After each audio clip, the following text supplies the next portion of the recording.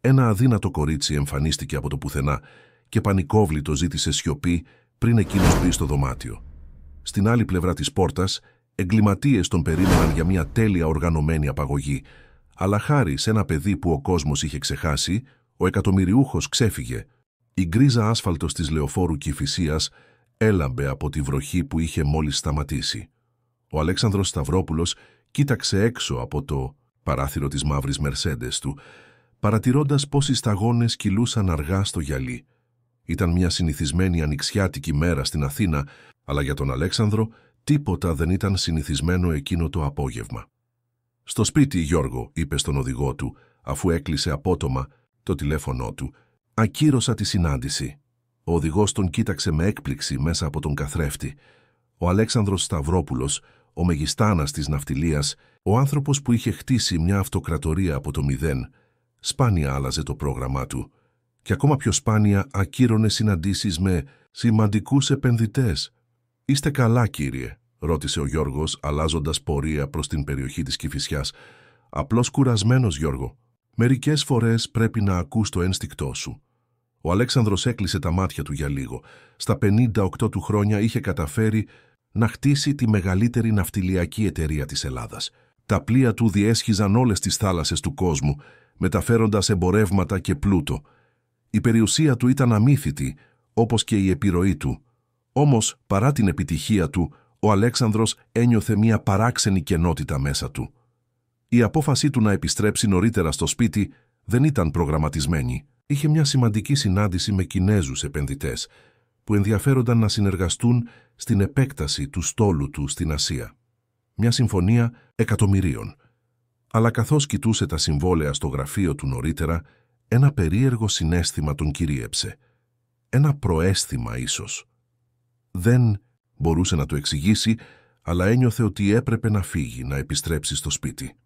Το αρχοντικό του Αλέξανδρου βρισκόταν σε μία από τις πιο ακριβές περιοχές της Κηφισιάς, περιτριγυρισμένο από ψηλά δέντρα και πέτρινους τοίχους.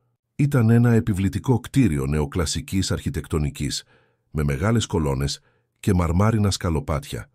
Ένα σπίτι που τέριαζε στην κοινωνική του θέση, αλλά που ποτέ δεν είχε νιώσει πραγματικά σαν σπίτι του. Καθώς η Μερσέντες περνούσε την κεντρική πύλη, ο Αλέξανδρος παρατήρησε ότι η συνηθισμένη φρουρά ασφαλείας δεν ήταν στη θέση της. Παράξενο, σκέφτηκε, αλλά δεν έδωσε ιδιαίτερη σημασία. Ίσως ο Παύλος, ο επικεφαλής ασφαλείας, να είχε αλλάξει τις βάρδιες. «Σας ευχαριστώ, Γιώργο, μπορείς να φύγεις νωρίτερα σήμερα», είπε καθώς το αυτοκίνητο σταματούσε μπροστά από την κεντρική είσοδο. «Είστε σίγουρος, κύριε? Συνήθως επιστρέφω στις 8 για να σας παραλάβω για το δείπνο». «Ναι, είμαι σίγουρος. Νομίζω ότι θα μείνω μέσα απόψε». Ο Αλέξανδρος βγήκε από το αυτοκίνητο και στάθηκε για λίγο αναπνέοντας τον υγρό αέρα. Η βροχή είχε αφήσει μια φρέσκια μυρωδιά και τα λουλούδια στον κήπο έμοιαζαν πιο ζωντανά. Είχε ξεχάσει πόσο όμορφο μπορούσε να είναι το σπίτι του την άνοιξη. Συνήθως έφευγε νωρίς το πρωί και επέστρεφε αργά το βράδυ, χάνοντας τις μικρές ομορφιές της καθημερινότητας. Με αργά βήματα ανέβηκε τα σκαλοπάτια και έβγαλε τα κλειδιά του.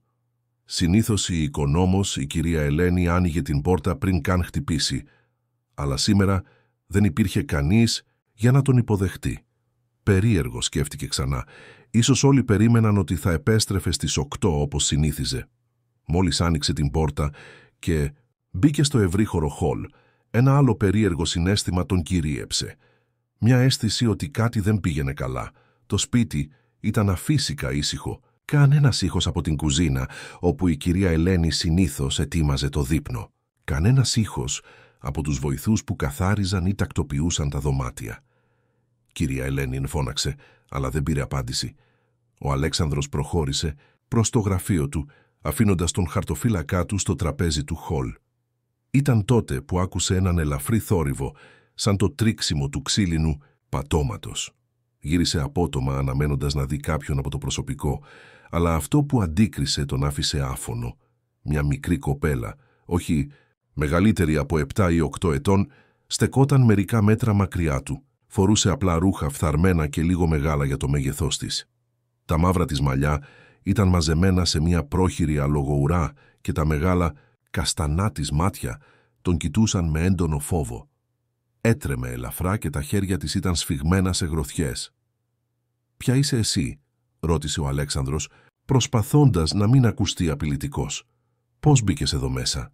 Η μικρή δεν απάντησε αμέσως. Κοίταξε νευρικά προς το διάδρομο που οδηγούσε στην κύρια σάλα και μετά πίσω στον Αλέξανδρο. Τα χείλη της έτρεμαν σαν να ήθελε να μιλήσει, αλλά κάτι την εμπόδιζε. «Δεν θα σου κάνω κακό», είπε ο Αλέξανδρος κάνοντας ένα βήμα προς το μέρος της. «Αλλά πρέπει να μου πεις ποια είσαι και τι κάνεις στο σπίτι μου». Η κοπέλα έκανε ένα βήμα πίσω, φανερά τρομαγμένη, και τότε με μια ξαφνική κίνηση που άφησε τον Αλέξανδρο έκπληκτο, έτρεξε προς το μέρος του και άρπαξε το χέρι του. Η λαβή της ήταν εκπληκτικά δυνατή για ένα παιδί της ηλικίας της. «Σιωπή», ψιθύρισε με φωνή τόσο χαμηλή που ο Αλέξανδρος μόλις που την άκουσε. «Σας παρακαλώ κύριε, μην κάνετε θόρυβο». Υπήρχε κάτι στα μάτια της, μία έντονη ανησυχία που έκανε τον Αλέξανδρο να παγώσει. Δεν ήταν απλά φοβισμένη, ήταν τρομοκρατημένη. «Τι συμβαίνει?» ρώτησε χαμηλώνοντας τη φωνή του σε ψίθυρο. «Ποια είσαι?» «Με λένε Ζωή», απάντησε το κορίτσι ακόμα κρατώντας σφιχτά το χέρι του. «Και πρέπει να φύγετε. Τώρα». Ο Αλέξανδρος ένιωσε έναν κόμπο στο μάχη του. Η σοβαρότητα στη φωνή της μικρής ήταν αφύσικη για την ηλικία της. «Γιατί πρέπει να φύγω, Ζωή?» ρώτησε, προσπαθώντας να καταλάβει τι συνέβαινε. Η Ζωή κοίταξε ξανά προς το διάδρομο και μετά πλησίασε περισσότερο στον Αλέξανδρο. «Υπάρχουν άνδρες», ψιθύρισε. «Κακοί άνδρες. Τους άκουσα να μιλάνε. Σας περιμένουν». Ο Αλέξανδρος ένιωσε το αίμα του να παγώνει. «Τι εννοείς, ποιοι άνδρες?» «Είναι στο σαλόνι», συνέχισε η Ζωή με τα μάτια της γεμάτα φόβο. «Λένε ότι θα σας πάρουν μαζί τους. Ότι θα ζητήσουν λεφτά από την οικογένειά σας. Πολλά λεφτά».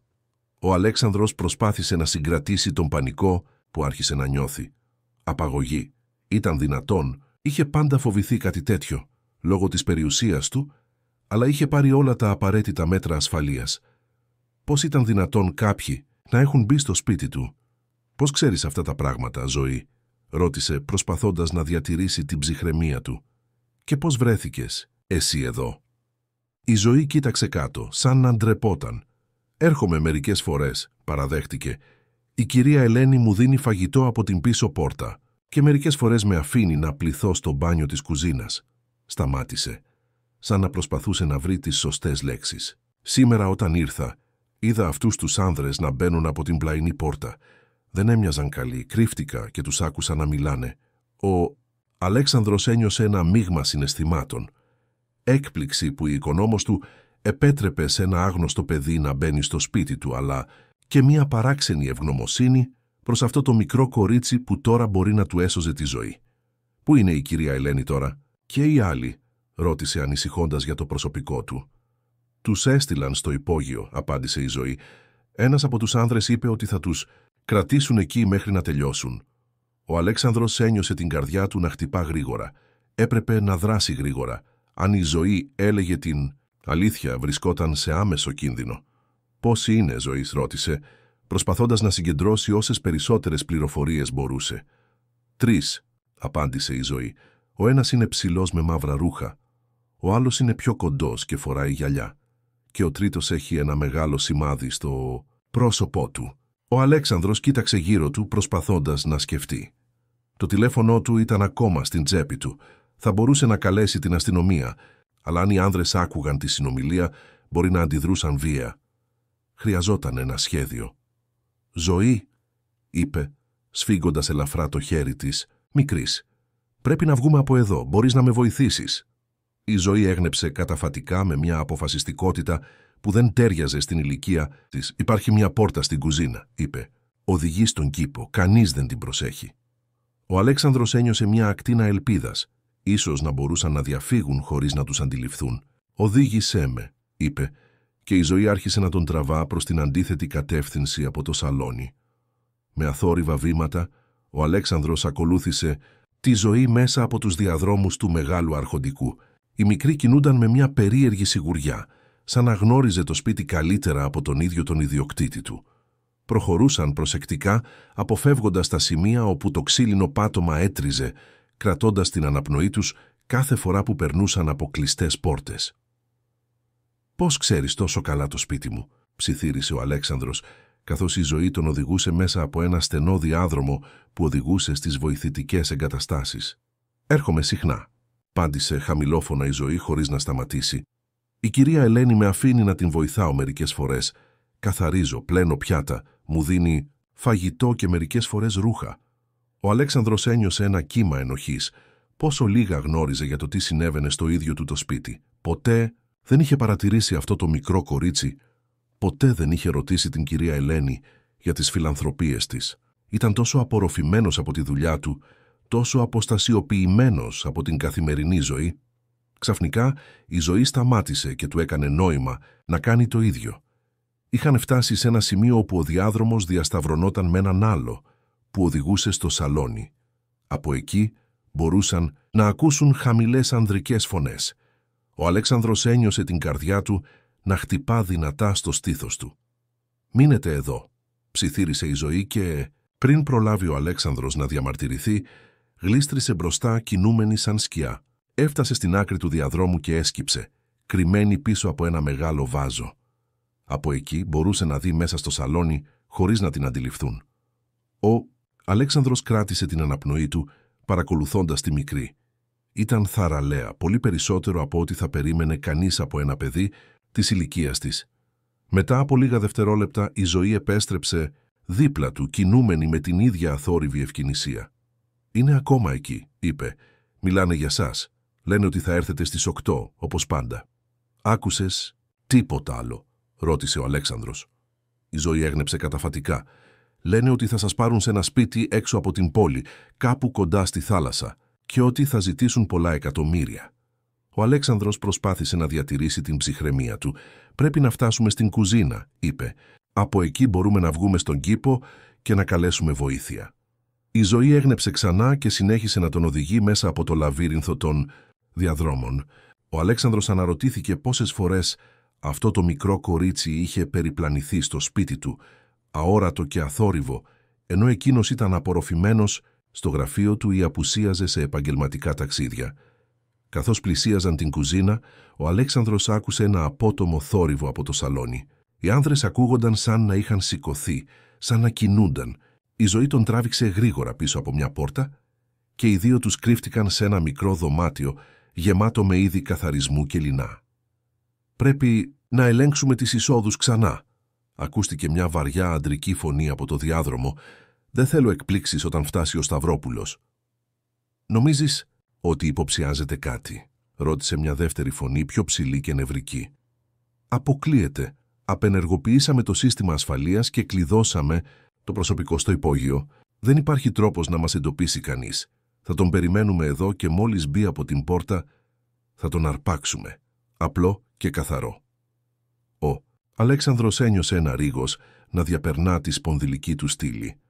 Αυτοί οι άνθρωποι είχαν σχεδιάσει τα πάντα με λεπτομέρεια. Αν δεν είχε αποφασίσει να επιστρέψει νωρίτερα, αν δεν είχε συναντήσει τη Ζωή, τώρα θα ήταν στα χέρια τους. Οι φωνές απομακρύνθηκαν και η Ζωή τον κοίταξε με ανακούφιση. «Έφυγαν», ψιθύρισε. «Πρέπει να προχωρήσουμε γρήγορα». Βγήκανε προσεκτικά από το δωμάτιο και συνέχισαν την πορεία τους προς την κουζίνα. Όταν επιτέλους έφτασαν, ο Αλέξανδρος ένιωσε μια ελαφριά ανακούφιση. Η κουζίνα ήταν άδεια, αλλά υπήρχαν σημάδια πρόσφατης δραστηριότητας. Μια κατσαρόλα ήταν ακόμα στη φωτιά, σβησμένη βιαστικά, και τα υλικά για το δείπνο ήταν απλωμένα στον πάγκο. «Η πόρτα είναι εκεί», είπε η Ζωή, δείχνοντας μια μικρή πόρτα στο πίσω μέρος της κουζίνας, μισοκρυμμένη πίσω από τα ντουλάπια. «Οδηγεί στο πίσω μέρος του κήπου, κοντά στο θερμοκήπιο». Ο Αλέξανδρος έβγαλε το τηλέφωνο του. «Θα καλέσω την αστυνομία», είπε, αλλά η Ζωή τον σταμάτησε. «Όχι ακόμα», είπε με επίγοντα τόνο. «Πρώτα πρέπει να βγούμε έξω. Αν μας ακούσουν να μιλάμε, θα μας βρουν». Ο Αλέξανδρος συνειδητοποίησε ότι η μικρή είχε δίκιο. Έπρεπε πρώτα να βεβαιωθούν ότι ήταν ασφαλής. Προσεκτικά άνοιξε την πόρτα που του είχε δείξει η Ζωή. Έβγαζε πράγματι σε ένα στενό μονοπάτι που οδηγούσε στο πίσω μέρος του κήπου. Το φως της ημέρας είχε αρχίσει να εξασθενεί, καθώς ο ήλιος έδιε πίσω από τα ψηλά δέντρα που περιέβαλαν την ιδιοκτησία. «Έλα», είπε ο Αλέξανδρος, παίρνοντας το χέρι της Ζωής. «Θα πάμε στο θερμοκήπιο και από εκεί θα καλέσουμε βοήθεια». Καθώς έκλεισαν προσεκτικά την πόρτα πίσω τους και άρχισαν να κινούνται γρήγορα κατά μήκος του μονοπατιού, ο Αλέξανδρος ένιωσε μια παράξενη αίσθηση. Παρά τον κίνδυνο, παρά το φόβο, υπήρχε κάτι σχεδόν ανακουφιστικό στο να βρίσκεται έξω από το σπίτι του, να κινείται ελεύθερα στον αέρα, χωρίς τους τυπικούς περιορισμούς της καθημερινής του ζωής. Και το χέρι της μικρής Ζωής στο δικό του έμοιαζε με μια περίεργη άγκυρα που τον κρατούσε συνδεδεμένο με την πραγματικότητα. Το θερμοκήπιο ήταν ένα από τα αγαπημένα μέρη του Αλέξανδρου, αν και σπάνια είχε χρόνο να το επισκεφτεί. Ήταν ένα κομψό γυάλινο κτίσμα, γεμάτο με εξωτικά φυτά και λουλούδια, ένα έργο που είχε επιβλέψει η μακαρίτισσα σύζυγός του, η Μαρίνα, πριν από 10 χρόνια. Μετά το θάνατό της, ο κυπουρός συνέχιζε να το φροντίζει. Αλλά ο Αλέξανδρος απέφευγε να περνά χρόνο εκεί, καθώς του ξυπνούσε οδυνηρές αναμνήσεις. Όταν έφτασαν στο θερμοκήπιο, ο Αλέξανδρος άνοιξε γρήγορα την πόρτα και μπήκαν μέσα. Η ζέστη και η υγρασία τους τύλιξαν αμέσως, μαζί με τις πλούσιες μυρωδιές των φυτών και του χώματος. «Θα καλέσω την αστυνομία τώρα», είπε ο Αλέξανδρος βγάζοντας ξανά το τηλέφωνό του, αλλά πριν προλάβει να πληκτρολογήσει, η Ζωή του άγγιξε ξανά το χέρι. «Περιμένετε», είπε, και η φωνή της είχε μια παράξενη σοβαρότητα. «Πρέπει να σας πω κάτι». Ο Αλέξανδρος την κοίταξε με απορία. «Τι είναι, Ζωή? Πρέπει να καλέσουμε βοήθεια όσο πιο γρήγορα μπορούμε». «Δεν σας είπα όλη την αλήθεια», παραδέχτηκε η Ζωή κοιτάζοντας κάτω. «Δεν βρέθηκα τυχαία στο σπίτι σας σήμερα». Ο Αλέξανδρος ένιωσε μια ξαφνική ανησυχία. «Τι εννοείς?» Η Ζωή πήρε μια βαθιά ανάσα, σαν να συγκέντρωνε θάρρος. «Έρχομαι στο σπίτι σας εδώ και μήνες. Όχι μόνο για φαγητό, έρχομαι για να σας δω». «Για να με δεις», επανέλαβε ο Αλέξανδρος μπερδεμένος. «Γιατί θα ήθελες να με δεις? Γιατί...» Η Ζωή σταμάτησε, σαν να δίσταζε να συνεχίσει. «Γιατί ο παππούς μου είπε ότι είστε σημαντικός, ότι πρέπει να σας γνωρίσω». Ο Αλέξανδρος ένιωσε ακόμα πιο μπερδεμένος. «Ποιος είναι ο παππούς σου, Ζωή? Τον γνωρίζω». «Το όνομά του είναι Γεώργιος Παπαδόπουλος», είπε η Ζωή, «και πιστεύω πως κάποτε τον γνωρίζατε, πριν αρρωστήσει». Ο Αλέξανδρος προσπάθησε να θυμηθεί. Το όνομα του ακουγόταν κάπως οικείο, αλλά δεν μπορούσε να το τοποθετήσει. Είχε γνωρίσει τόσους πολλούς ανθρώπους στη ζωή του. Είχε συνεργαστεί με εκατοντάδες. «Τι δουλειά έκανε ο παππούς σου?» «Ήταν καπετάνιος», απάντησε η Ζωή με κάποια περηφάνεια. «Στα πλοία σας, για πολλά χρόνια, μέχρι που είχε το ατύχημα». Ο Αλέξανδρος ένιωσε ένα ξαφνικό κύμα αναγνώρισης. Γεώργιος Παπαδόπουλος, φυσικά, ήταν ένας από τους καλύτερους καπετάνιους του, ένας άνθρωπος με απίστευτη εμπειρία και αφοσίωση. Είχε ακούσει για ένα σοβαρό ατύχημα πριν από μερικά χρόνια, αλλά δεν είχε παρακολουθήσει την εξέλιξη της κατάστασης. Είχε αφήσει το τμήμα ανθρώπινου δυναμικού να χειριστεί το θέμα όπως έκανε πάντα. «Ο παππούς σου είναι καλά?» ρώτησε, νιώθοντας ένα κύμα ενοχής που δεν είχε ασχοληθεί προσωπικά με την περίπτωση ενός τόσο πιστού υπαλλήλου. Η Ζωή κούνησε το κεφάλι της αρνητικά. «Όχι πολύ, δεν μπορεί να περπατήσει πια και δυσκολεύεται να αναπνεύσει μερικές φορές, αλλά το μυαλό του είναι καθαρό και μου μιλάει συνέχεια για το πόσο καλός καπετάνιος ήταν και για τα ταξίδια που έκανε με τα πλοία σας».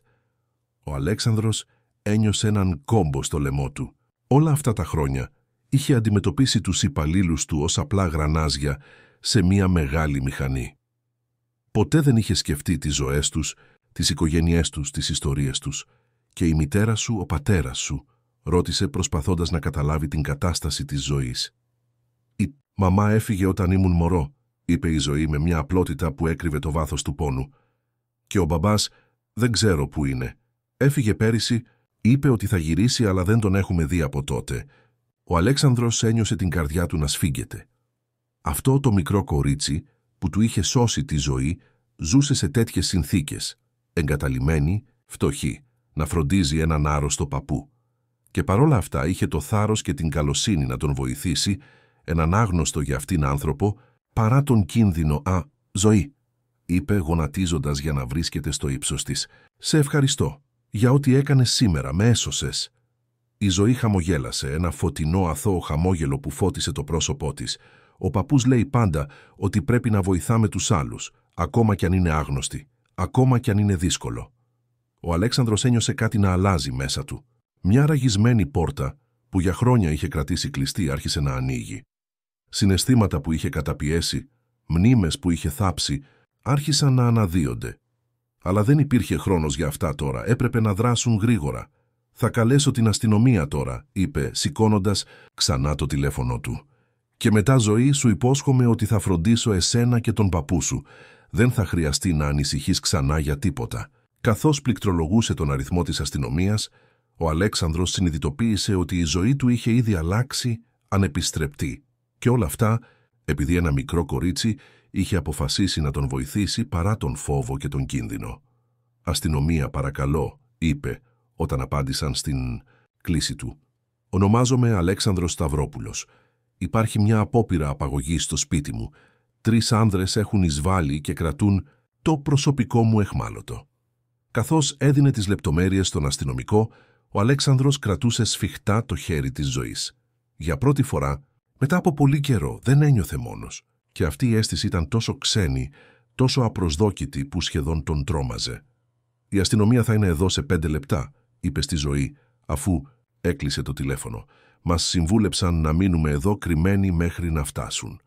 Η Ζωή έγνεψε καταφατικά και κάθισε δίπλα του σε έναν πάγκο ανάμεσα στις ορχιδέες και τις φτέρες. Για λίγα λεπτά έμειναν σιωπηλοί, ακούγοντας μόνο τον ήχο του νερού που έσταζε από το αυτόματο σύστημα ποτίσματος και τον μακρινό θόρυβο της κυκλοφορίας έξω από τους τοίχους της ιδιοκτησίας. «Πού μένεις, Ζωή?» ρώτησε τελικά ο Αλέξανδρος σπάζοντας τη σιωπή. «Σε ένα μικρό διαμέρισμα, στο μεταξουργείο», απάντησε η Ζωή. «Δεν είναι πολύ καλό, τα παράθυρα είναι σπασμένα και μπαίνει κρύο το χειμώνα. Αλλά έχουμε ένα κρεβάτι και μια κουζίνα που δουλεύει τις περισσότερες φορές». Ο Αλέξανδρος ένιωσε ξανά τον κόμπο στο λαιμό του. Το μεταξουργείο ήταν μια υποβαθμισμένη περιοχή, γεμάτη εγκαταλελειμμένα κτίρια και φτωχογειτονιές. Η ιδέα ότι αυτό το μικρό κορίτσι ζούσε εκεί, μέσα, στη φτώχεια και την ανασφάλεια, τον έκανε να νιώσει ακόμα πιο ένοχος για την αδιαφορία του. «Πώς έρχεσαι εδώ?» ρώτησε. «Είναι μακριά από το σπίτι σου». «Παίρνω το λεωφορείο μερικές φορές», απάντησε η Ζωή. «Αλλά τις περισσότερες φορές περπατάω. Μου αρέσει να περπατάω. Βλέπω πράγματα, ανθρώπους, ζώα και έχω χρόνο να σκεφτώ». Ο Αλέξανδρος θαύμαζε την ωριμότητα αυτού του παιδιού. Παρά τις δυσκολίες της ζωής της, είχε διατηρήσει μια αθωότητα, μια ικανότητα να βρίσκει ομορφιά και νόημα στα πιο απλά πράγματα. «Και ο παππούς σου, πώς τα βγάζει πέρα όταν λείπεις?» ρώτησε με ανησυχία. «Έχουμε μια γειτόνισσα, την κυρία Αθηνά», είπε η Ζωή. «Έρχεται και τον βλέπει όταν λείπω, του φέρνει φαγητό μερικές φορές. Είναι καλή». Ξαφνικά ακούστηκαν σιρήνες από μακριά που πλησίαζαν γρήγορα. Η αστυνομία είχε φτάσει. Ο Αλέξανδρος σηκώθηκε, κρατώντας ακόμα το χέρι της Ζωής. Οι σιρήνες της αστυνομίας ακούγονταν όλο και πιο δυνατά, καθώς τα περιπολικά πλησίαζαν την έπαυλη. Ο Αλέξανδρος και η Ζωή παρέμεναν κρυμμένοι στο θερμοκήπιο, καθώς είχαν συμβουλευτεί, αλλά η ένταση στον αέρα ήταν σχεδόν απτή. Η μικρή έσφιγγε το χέρι του Αλέξανδρου, κοιτάζοντας με αγωνία προς την κατεύθυνση του κυρίως σπιτιού. «Θα πιάσουν τους κακούς άνδρες?» ρώτησε με φωνή που έτρεμε ελαφρώς. «Ναι», απάντησε ο Αλέξανδρος με σιγουριά που δεν ένιωθε πραγματικά. «Η αστυνομία ξέρει τι κάνει και τους είπα ότι το προσωπικό μου είναι κλειδωμένο στο υπόγειο, οπότε θα τους βοηθήσουν πρώτα». Κοίταξε το πρόσωπο της Ζωής. Παρά τον φόβο που διαγραφόταν στα χαρακτηριστικά της, υπήρχε και κάτι άλλο, μια δύναμη, μια αποφασιστικότητα που φαινόταν να προέρχεται από κάπου βαθιά μέσα της. Πώς ήταν δυνατόν ένα παιδί που είχε αντιμετωπίσει τόσες δυσκολίες στη ζωή του να διατηρεί αυτή την αθώα δύναμη? «Είσαι πολύ γενναία, το ξέρεις αυτό», είπε σφίγγοντας απαλά το χέρι της. Η Ζωή κούνησε τους ώμους της με μια χειρονομία που έμοιαζε ταυτόχρονα παιδική και παράξενα ώριμη. «Δεν είμαι γενναία», είπε. «Απλώς κάνω αυτό που πρέπει. Ο παππούς λέει ότι αυτό δεν είναι γενναιότητα, είναι απλώς το σωστό». Ο Αλέξανδρος ένιωσε ένα κύμα συγκίνησης να τον κατακλείζει. Αυτό το παιδί και ο παππούς της είχαν μια σοφία που εκείνος, παρά τα πτυχία και τις επιχειρηματικές, του επιτυχίες, δεν είχε καταφέρει ποτέ να κατακτήσει. Ξαφνικά ο ήχος των σιρήνων σταμάτησε απότομα. Ακολούθησε μια στιγμή απόλυτης σιωπής και μετά ακούστηκαν δυνατές φωνές από την κατεύθυνση του σπιτιού. «Αστυνομία! Μην κινείστε!» Αλέξανδρος και η Ζωή κράτησαν την ανάσα τους, αφουγκραζόμενοι τους ήχους της επιχείρησης. Υπήρχε μια σύντομη αναταραχή, ένας δυνατός θόρυβος που μπορεί να ήταν πόρτα που έσπαγε και μετά ακούστηκαν περισσότερες φωνές, πιο ελεγχόμενες αυτή τη φορά.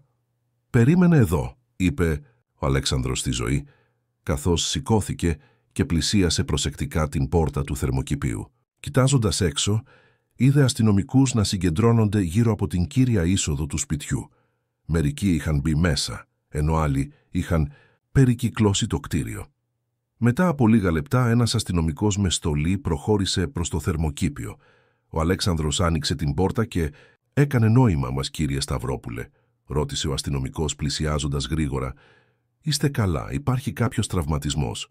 «Είμαστε καλά», απάντησε ο Αλέξανδρος. «Εγώ και οι μικροί, το προσωπικό μου, τους βρήκατε?» «Ναι, κύριε, τους απελευθερώσαμε από το υπόγειο. Κανείς δεν τραυματίστηκε, απλώς είναι αναστατωμένοι», είπε ο αστυνομικός, και μετά πρόσεξε τη Ζωή που στεκόταν δίπλα στον Αλέξανδρο. «Και ποια είναι αυτή η νεαρή κυρία?» «Αυτή», είπε ο Αλέξανδρος με περηφάνεια, «είναι η Ζωή Παπαδοπούλου. Μου έσωσε τη ζωή σήμερα». Ο αστυνομικός κοίταξε με έκπληξη τη μικρή, που φαινόταν τώρα αμήχανη από την προσοχή. «Πραγματικά, πώς το έκανε αυτό?» «Είναι μια μεγάλη ιστορία», απάντησε ο Αλέξανδρος, «αλλά αν δεν ήταν αυτή, τώρα θα ήμουνα στα χέρια των απαγωγέων». «Κατάλαβα», είπε ο αστυνομικός, γονατίζοντας, για να είναι στο ύψος της ζωής. «Λοιπόν, είσαι μια πολύ θαραλέα νεαρή κυρία. Θα πρέπει να είσαι περήφανη για τον εαυτό σου». Η Ζωή χαμογέλασε, ντροπαλά κρυμμένη μισή πίσω από τον Αλέξανδρο. «Απλώς έκανα αυτό που έπρεπε», επανέλαβε. «Συλλάβατε τους άνδρες?» ρώτησε ο Αλέξανδρος τον αστυνομικό. «Ναι, και τους τρεις», απάντησε εκείνος σηκώνοντας ξανά. «Ήταν επαγγελματίες, καλά οργανωμένοι, αλλά δεν περίμεναν την αστυνομία, οπότε δεν πρόβαλαν πολύ αντίσταση. Θα θέλαμε να έρθετε στο τμήμα για να καταθέσετε όταν αισθανθείτε έτοιμος». «Φυσικά», συμφώνησε ο Αλέξανδρος, «αλλά πρώτα θα ήθελα να βεβαιωθώ ότι το προσωπικό μου είναι καλά και να φροντίσω τη Ζωή». Λίγο αργότερα, ο Αλέξανδρος και η Ζωή επέστρεψαν στο κύριο σπίτι. Το σαλόνι όπου είχαν κρυφτεί οι απαγωγείς ήταν τώρα γεμάτο αστυνομικούς που συγκέντρωναν στοιχεία. Η κυρία Ελένη, η οικονόμος, έτρεξε προς το μέρος τους μόλις τους είδε με δάκρυα στα μάτια. «Κύριε Αλέξανδρε, δόξα τω Θεώ που είστε καλά», αναφώνησε και μετά αγκάλιασε τη Ζωή. «Και εσύ, μικρή μου, ήσουν εδώ όλη την ώρα, ήμουν τόσο ανήσυχη». «Με βοήθησε να ξεφύγω από τους απαγωγείς», εξήγησε ο Αλέξανδρος. «Αν δεν ήταν η Ζωή, δεν ξέρω τι θα είχε συμβεί». Η κυρία Ελένη κοίταξε με έκπληξη τη μικρή. «Αλήθεια, αχ, καλή μου Ζωή. Πάντα ήξερα ότι είσαι ένα ξεχωριστό παιδί». «Κυρία Ελένη», είπε ο Αλέξανδρος με έναν τόνο που έδειχνε ότι είχε πάρει μια απόφαση, «γιατί δεν μου είπατε ποτέ για τη Ζωή και τον παππού της, ότι ο παππούς της ήταν καπετάνιος στα πλοία μου?» Η κυρία Ελένη φάνηκε αμήχανη. «Δεν ήθελα να σας ενοχλήσω, κύριε. Ξέρω πόσο απασχολημένος είστε. Και η Ζωή απλώς ερχόταν μερικές φορές για φαγητό. Δεν έκανε κακό σε κανέναν. Δεν μπορούσα να την αφήσω να πεινάει». Ο Αλέξανδρος κούνησε το κεφάλι του. «Δεν σας κατηγορώ, κυρία Ελένη. Ίσα-ίσα, σας ευχαριστώ που δείξατε τέτοια καλοσύνη. Αλλά θα έπρεπε να μου είχατε πει. Θα μπορούσα να βοηθήσω νωρίτερα». «Συγγνώμη, κύριε», είπε η κυρία Ελένη χαμηλώνοντας το βλέμμα της. «Δεν πειράζει», είπε ο Αλέξανδρος με ζεστασιά που σπάνια έδειχνε. «Αλλά από τώρα και στο εξής, τα πράγματα θα είναι διαφορετικά». Γύρισε προς τη Ζωή που παρακολουθούσε τη συζήτηση με περιέργεια. «Ζωή, θέλω να σε πάω στον παππού σου τώρα. Θέλω να τον γνωρίσω ξανά και να τον ευχαριστήσω που έχει μια τόσο θαραλέα εγγονή». Τα μάτια της Ζωής άνοιξαν διάπλατα από έκπληξη και χαρά. «Αλήθεια, θα έρθετε στο σπίτι μας?» «Ναι», είπε ο Αλέξανδρος, «και νομίζω ότι έχω πολλά να συζητήσω με τον παππού σου». Αφού έδωσε οδηγίες στην αστυνομία και διαβεβαίωσε το προσωπικό του ότι ήταν ασφαλής, ο Αλέξανδρος κάλεσε τον οδηγό του πίσω. Η Ζωή φαινόταν σχεδόν φοβισμένη, καθώς πλησίαζε τη μεγάλη μαύρη Μερσέντες. σαν να μην είχε βρεθεί ποτέ πριν τόσο κοντά σε ένα τέτοιο πολυτελές αυτοκίνητο. «Έλα», την ενθάρρυνε ο Αλέξανδρος ανοίγοντας την πόρτα για εκείνη. «Θα σε πάω σπίτι». Η διαδρομή προς το μεταξουργείο ήταν μια αποκάλυψη για τον Αλέξανδρο. Καθώς το αυτοκίνητο άφηνε πίσω του τις πλούσιες περιοχές της Κηφισιάς και κατευθυνόταν προς το κέντρο της Αθήνας, το τοπίο άλλαζε δραματικά. Οι φαρδιοί καθαροί δρόμοι έδιναν τη θέση τους σε στενά βρώμικα σοκάκια. Τα μεγαλοπρεπή σπίτια αντικαθίσταντο από παλιές, εγκαταλελειμμένες πολυκατοικίες. Παιδιά έπαιζαν στους δρόμους ανάμεσα σε σκουπίδια και χαλάσματα. Η ζωή καθόταν σιωπηλή δίπλα του, κοιτάζοντας έξω από το παράθυρο. Δεν φαινόταν να εντυπωσιάζεται από το αυτοκίνητο ή να νιώθει άβολα από την πολυτέλεια. Απλώς παρατηρούσε τον κόσμο έξω με μια ηρεμία που ο Αλέξανδρος ζήλευε. «Είναι εκεί», είπε ξαφνικά, δείχνοντας ένα παλιό ετοιμόρροπο κτίριο στο τέλος ενός στενού δρόμου, στον τρίτο όροφο. Ο οδηγός σταμάτησε το αυτοκίνητο μπροστά από το κτίριο και ο Αλέξανδρος κοίταξε με έκπληξη την άθλια κατάσταση της πολυκατοικίας. Η τύχη ήταν γεμάτη γκράφιτι. Τα παράθυρα ήταν σπασμένα ή καλυμμένα με χαρτόνια και η είσοδος ήταν ένα σκουριασμένο μεταλλικό πορτάκι που έμοιαζε να κρέμεται από τους μεντεσέδες του. «Εδώ μένεις?» ρώτησε, προσπαθώντας να μην δείξει τον αποτροπιασμό του. «Ναι», απάντησε, η ζωή σαν να ήταν το πιο φυσικό πράγμα στον κόσμο. «Δεν είναι άσχημα. Έχουμε νερό τις περισσότερες μέρες και ο κύριος Νίκος από κάτω έχει μια γάτα που μου αρέσει να παίζω μαζί της». Ο Αλέξανδρος ένιωσε την καρδιά του να σφίγγεται. Η ικανότητα αυτού του παιδιού να βρίσκει ομορφιά και ευτυχία σε ένα τέτοιο περιβάλλον ήταν συγκινητική και ταυτόχρονα θλιβερή. «Πάμε», είπε βγαίνοντας από το αυτοκίνητο και προσφέροντας το χέρι του. «Θέλω να γνωρίσω τον παππού σου».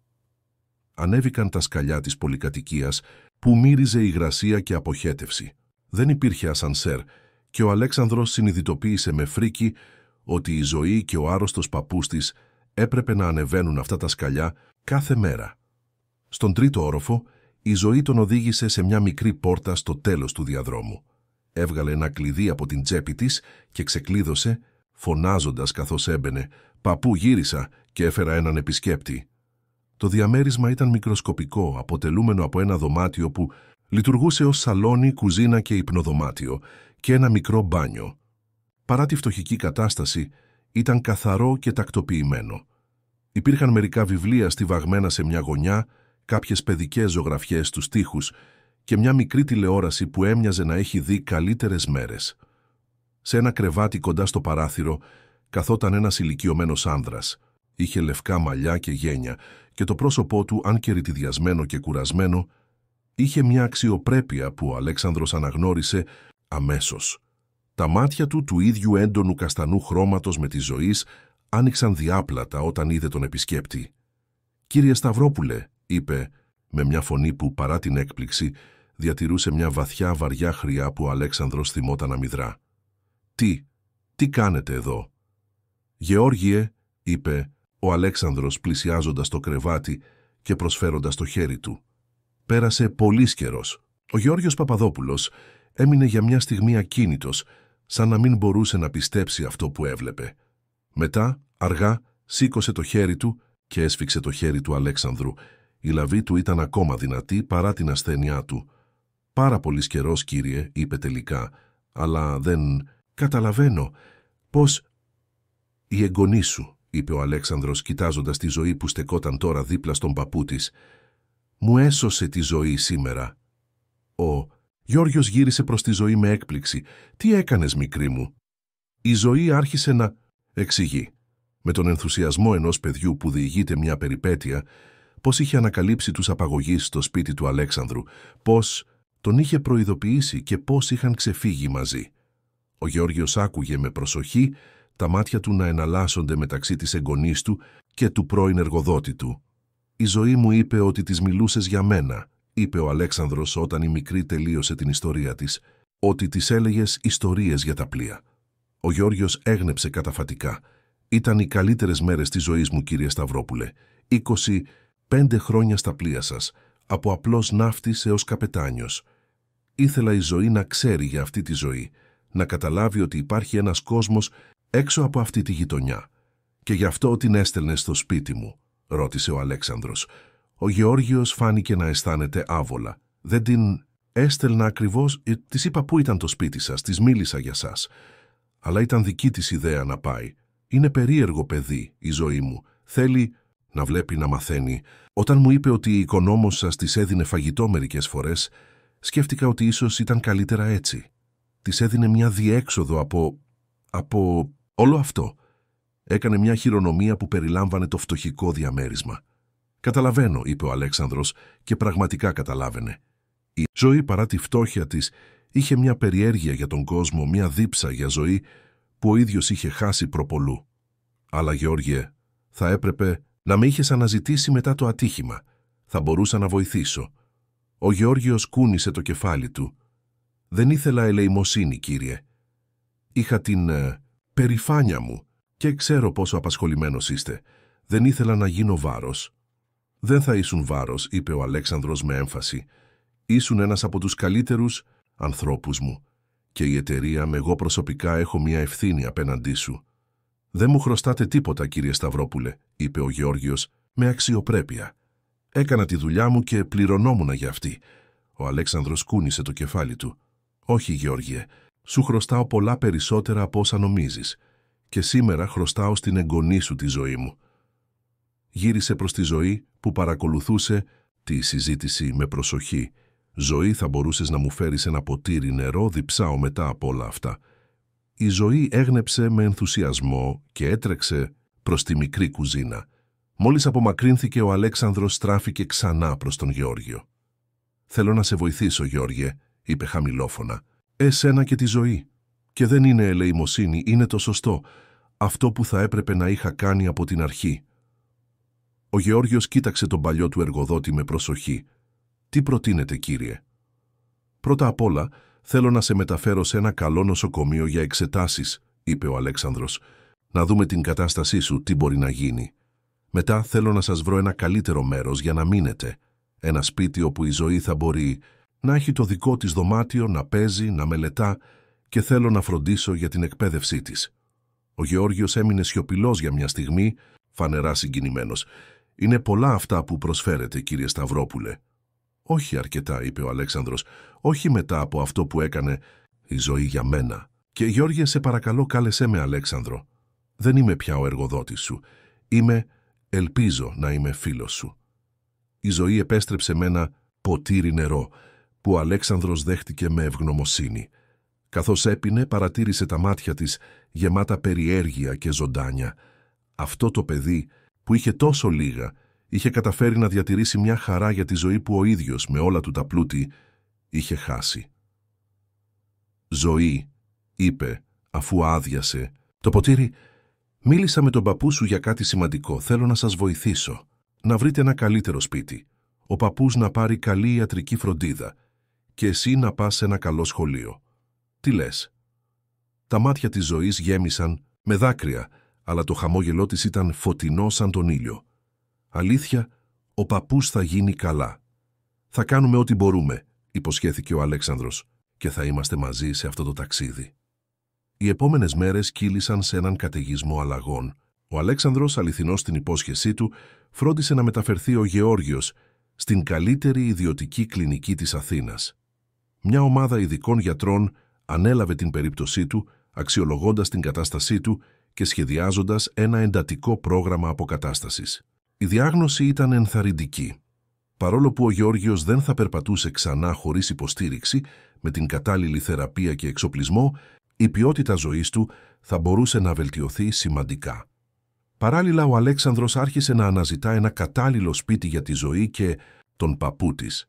Ήθελε να είναι κοντά τόσο στην κλινική όσο και σε ένα καλό σχολείο για τη Ζωή. Έτσι, νίκιασε προσωρινά ένα άνετο διαμέρισμα σε μια ήσυχη περιοχή της Αθήνας, ενώ έψαχνε για κάτι πιο μόνιμο. Η Ζωή στο μεταξύ περνούσε τις περισσότερες ώρες της στο πλευρό του παππού, της διαβάζοντάς του ή απλώς κρατώντας του συντροφιά. Ο Αλέξανδρος ερχόταν κάθε απόγευμα μετά τη δουλειά, φέρνοντας δώρα που ήξερε ότι θα εκτιμούσαν, βιβλία για τη Ζωή και παλιά ναυτικά περιοδικά για τον Γεώργιο. Μια εβδομάδα μετά το περιστατικό, Ο Αλέξανδρος κάθισε στο γραφείο του στην ναυτιλιακή του εταιρεία, κοιτάζοντας έναν παλιό φάκελο προσωπικού που είχε ζητήσει από το αρχείο. Γεώργιος Παπαδόπουλος έγραφε στο εξώφυλλο 25 χρόνια υπηρεσίας, από το 1984 έως το 2009. Τότε είχε συμβεί το ατύχημα. Διαβάζοντας τις λεπτομέρειες, ο Αλέξανδρος ένιωσε ένα βαρύ συναίσθημα ενοχής. Ο Γεώργιος είχε τραυματιστεί σοβαρά κατά τη διάρκεια μιας θαλασσοταραχής, όταν μια βαριά μεταλλική πόρτα έκλεισε απότομα, παγιδεύοντας τον κάτω. Είχε μεταφερθεί εσπευσμένα σε νοσοκομείο, όπου είχε υποβληθεί σε πολλαπλές χειρουργικές επεμβάσεις. Η εταιρεία είχε καλύψει τα ιατρικά έξοδα για ένα διάστημα, αλλά μετά τίποτα. Ο φάκελος έκλεινε με μια απλή σημείωση. Συνταξιοδοτήθηκε λόγω αναπηρίας. Τελική αποζημίωση καταβλήθηκε. Ο Αλέξανδρος έκλεισε το φάκελο, νιώθοντας ντροπή. Είχε αφήσει τους υπαλλήλους του να χειριστούν την υπόθεση χωρίς να ελέγξει προσωπικά τι είχε συμβεί στον άνθρωπο που είχε αφιερώσει 25 χρόνια στην εταιρεία του. Πόσο εύκολα είχε σβήσει τον Γεώργιο από τη μνήμη του, πόσο γρήγορα είχε ξεχάσει έναν άνθρωπο που κάποτε εμπιστευόταν με τα πολυτιμότερα πλοία του. Το κουδούνισμα του τηλεφώνου τον έβγαλε από τις σκέψεις του. «Κύριε Σταυρόπουλε», ακούστηκε η φωνή της γραμματέως του, «η μικρή Ζωή είναι εδώ. Λέει ότι θέλει να σας δει». Ο Αλέξανδρος έμεινε έκπληκτος. Δεν περίμενε επισκέψεις και σίγουρα όχι από τη Ζωή. «Φυσικά», είπε, «πες της να περάσει». Η πόρτα άνοιξε και η Ζωή μπήκε διστακτικά στο μεγάλο γραφείο. Φορούσε καινούρια ρούχα, ένα απλό αλλά κομψό φόρεμα που της είχε αγοράσει ο Αλέξανδρος, και τα μαλλιά της ήταν χτενισμένα σε μια προσεγμένη πλεξούδα. Έμοιαζε σχεδόν άβολη με την καινούρια της εμφάνιση, σαν να μην είχε συνηθίσει ακόμα να ντύνεται έτσι.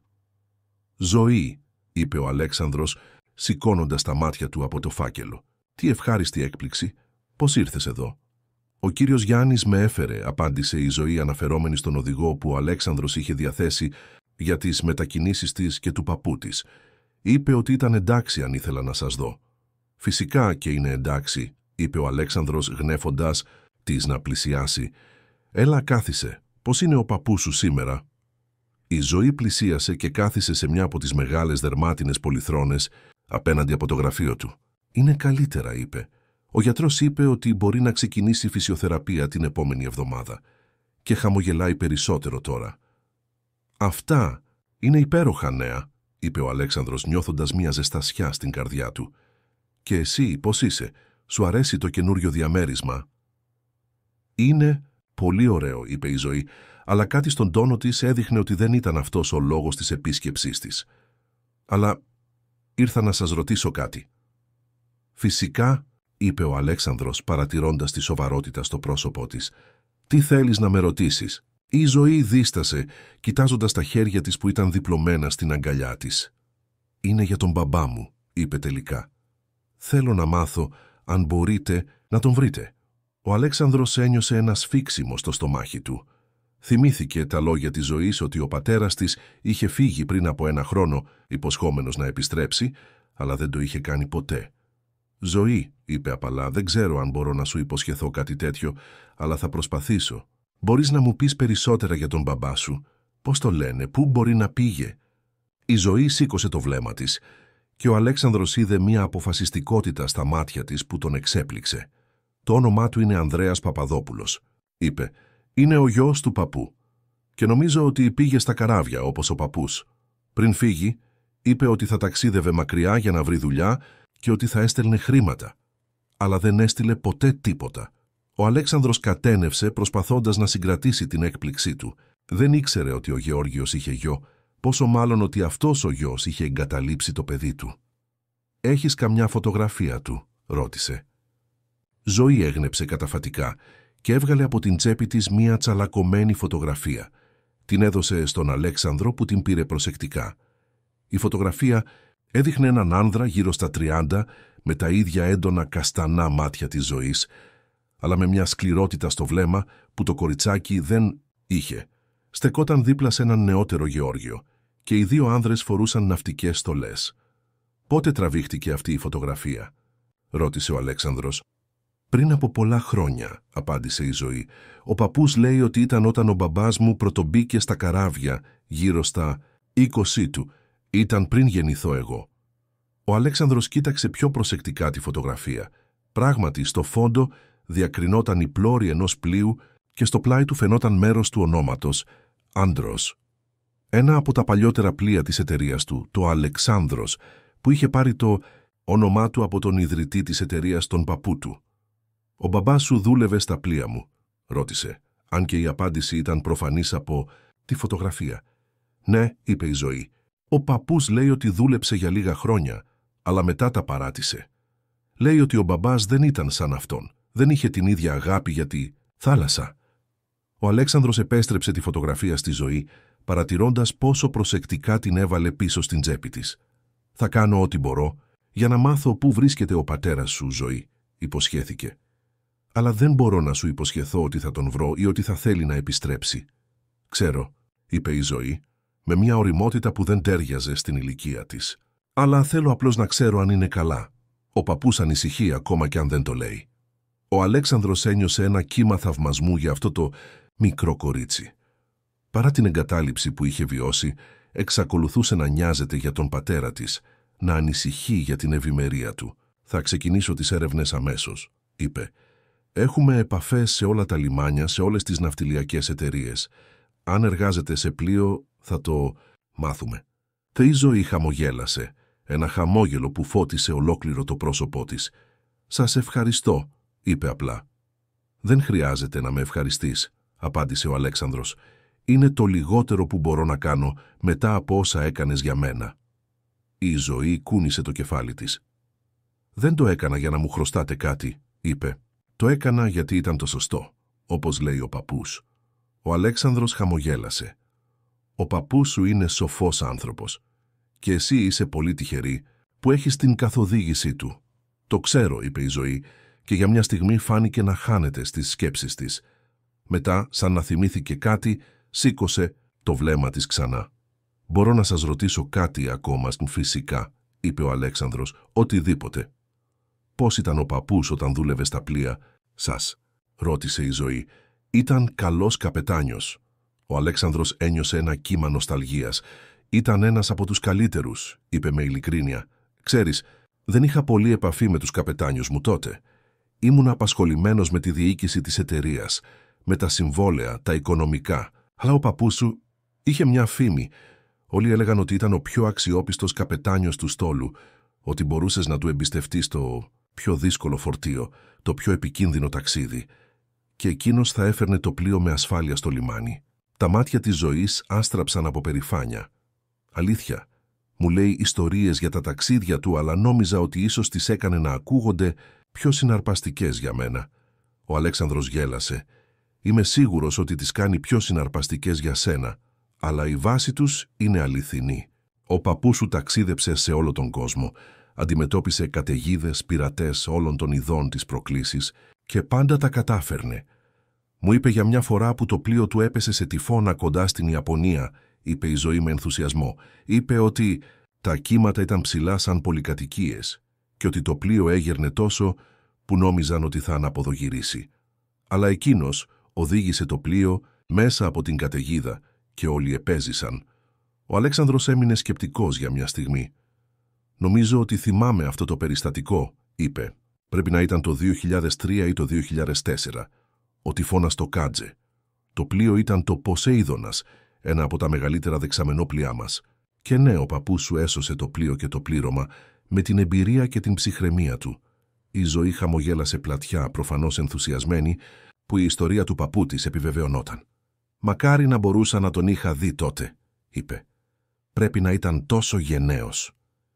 «Ήταν», συμφώνησε ο Αλέξανδρος, «και εξακολουθεί να είναι. Χρειάζεται διαφορετικού είδους γενναιότητα για να αντιμετωπίσεις αυτό που περνάει τώρα. Και εσύ επίσης είσαι γενναία, Ζωή. Πολύ γενναία». Η Ζωή κούνησε τους ώμους της, σαν να μην πίστευε πραγματικά τα λόγια του.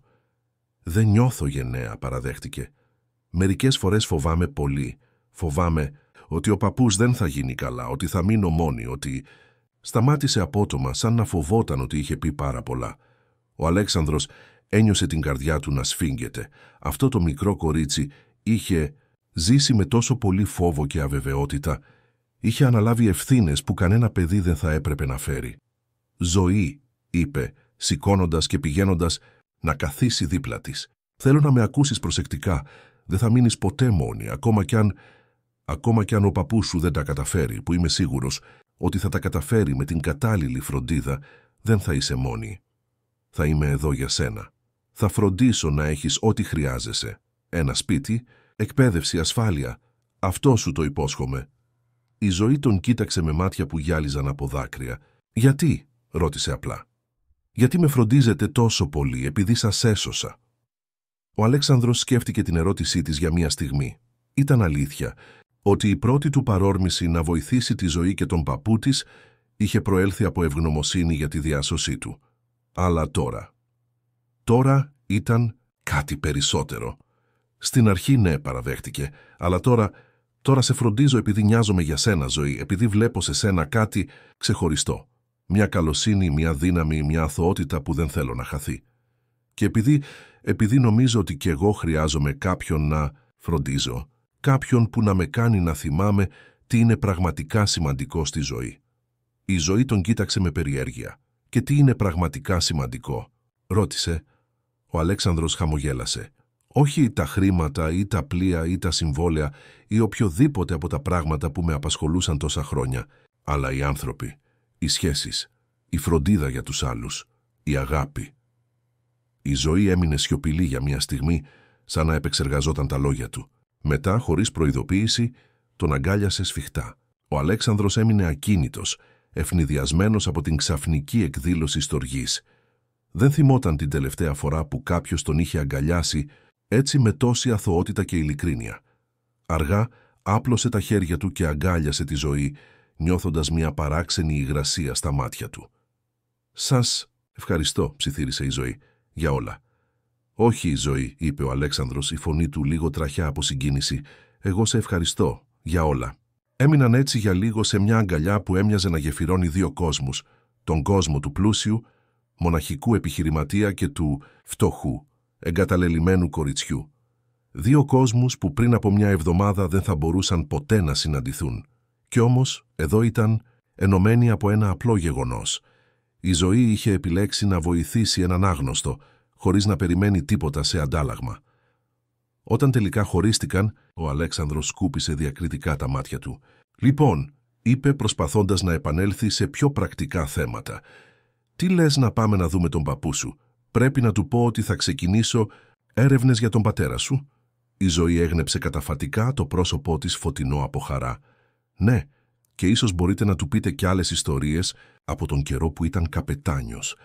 Του αρέσει να μιλάει για εκείνες τις μέρες». «Θα το κάνω με χαρά», είπε ο Αλέξανδρος, νιώθοντας μια ανανεωμένη αίσθηση σκοπού. «Έχω πολλές ιστορίες να μοιραστώ και είμαι σίγουρος ότι έχω πολλά να μάθω από τις δικές του».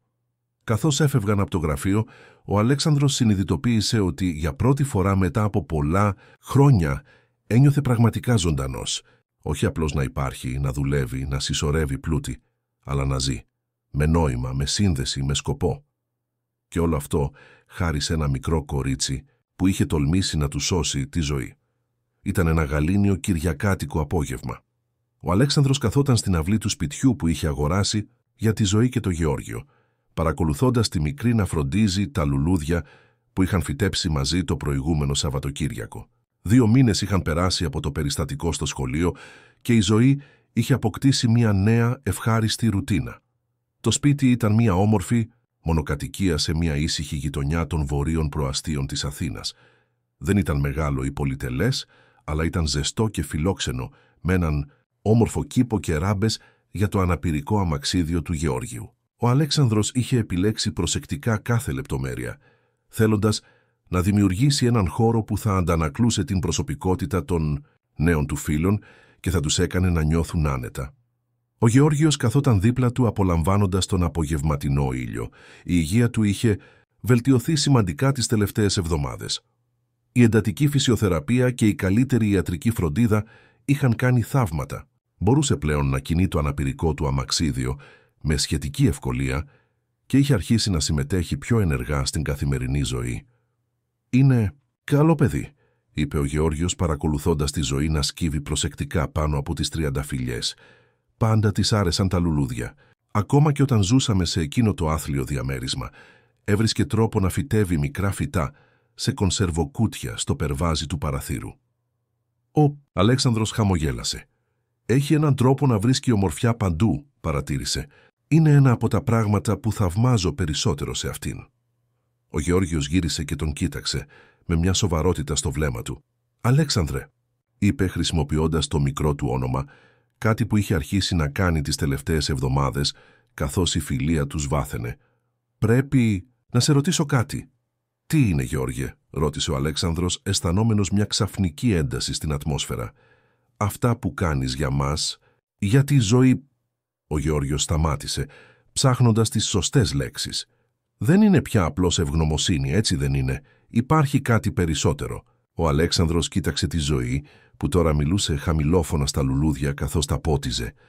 Τους τελευταίους 2 μήνες είχε αρχίσει να περνά όλο και περισσότερο χρόνο μαζί της και με τον Γεώργιο. Τα Σαββατοκύριακα τα αφιέρωνε σχεδόν αποκλειστικά σε αυτούς, βόλτες στο πάρκο, επισκέψεις σε μουσεία. Ακόμα και απλές στιγμές όπως αυτή, απλώς καθισμένοι στον κήπο απολαμβάνοντας ο ένας την παρέα του άλλου. «Ναι», παραδέχτηκε τελικά, «υπάρχει κάτι περισσότερο. Η Ζωή και εσείς έχετε γίνει σημαντικοί για μένα». Ο Γεώργιος έγνεψε καταφατικά, σαν να επιβεβαίωνε κάτι που ήδη υποψιαζόταν. «Έχεις σκεφτεί τι σημαίνει αυτό για το μέλλον?» «Τι εννοείς?» ρώτησε ο Αλέξανδρος, αν και υποψιαζόταν που οδηγούσε η συζήτηση. «Είμαι ένας γέρος άνθρωπος, Αλέξανδρε», είπε ο Γεώργιος με μια απλότητα που έκρυβε το βάρος των λόγων του. «Και η υγεία μου παρά τις βελτιώσεις δεν είναι καλή. Δεν ξέρω πόσο καιρό ακόμα θα είμαι εδώ για τη Ζωή. Και όταν φύγω, τι θα γίνει με αυτήν?» Ο Αλέξανδρος ένιωσε ένα σφίξιμο στο στήθος του.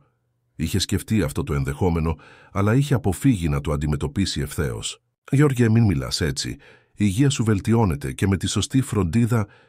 «Μην αποφεύγεις την ερώτηση», τον διέκοψε ο Γεώργιος απαλά, αλλά σταθερά. «Πρέπει να σκεφτούμε το μέλλον της Ζωής. Δεν έχει κανέναν άλλον εκτός από εμένα και τώρα εσένα». Ο Αλέξανδρος κοίταξε ξανά τη Ζωή, νιώθοντας ένα κύμα προστατευτικότητας να τον κατακλείζει. Τι θα γινόταν αν ο Γεώργιος δεν ήταν πια εδώ? Θα επέστρεφε η Ζωή στη φτώχεια, στην εγκατάλειψη? Όχι, δεν θα το επέτρεπε αυτό. «Θα φροντίσω για αυτήν», είπε η φωνή του σταθερή με αποφασιστικότητα. «Ό,τι κι αν συμβεί, Γεώργιε, η Ζωή δεν θα μείνει ποτέ μόνη της. Στο υπόσχομαι». Ο Γεώργιος τον κοίταξε προσεκτικά. «Αυτό σημαίνει αυτό που νομίζω ότι σημαίνει». Ο Αλέξανδρος πήρε μια βαθιά ανάσα. Ήταν μια σκέψη που είχε αρχίσει να σχηματίζεται στο μυαλό του τις τελευταίες εβδομάδες, αλλά δεν την είχε εκφράσει ακόμα με λόγια. «Εννοείς να την υιοθετήσω?» «Ναι», είπε απλά ο Γεώργιος, «να γίνεις ο νόμιμος κηδεμόνας της, ο πατέρας της». Η λέξη «πατέρας» αντίχησε στο μυαλό του Αλέξανδρου. Είχε ποτέ φανταστεί τον εαυτό του ως πατέρα.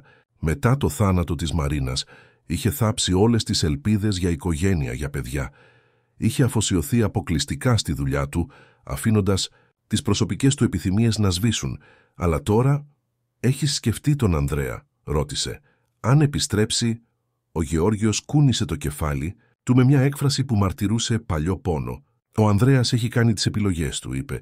«Εδώ και πολύ καιρό και ακόμα κι αν επέστρεφε, δεν είμαι σίγουρος ότι θα ήταν το καλύτερο για τη Ζωή». Ο Αλέξανδρος κοίταξε τον ηλικιωμένο άνδρα με θαυμασμό. Παρά την αγάπη του για τον γιο του, ο Γεώργιος έβαζε πρώτα το συμφέρον της εγγονής του. Ήταν μια δύναμη χαρακτήρα που λίγοι άνθρωποι διέθεταν. «Θα το σκεφτώ σοβαρά», υποσχέθηκε ο Αλέξανδρος, «και θα μιλήσω και με τη Ζωή. Είναι μια απόφαση που θα επηρεάσει τη ζωή της.